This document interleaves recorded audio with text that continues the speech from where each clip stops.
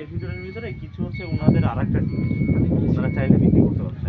মানে একই টিমের মাল তো, যে টিমের মাল সেই টিমই বিক্রি করতে হবে। অন্য টিভিতে বিক্রি করা সম্ভব। এই মালগুলা সব দেখেন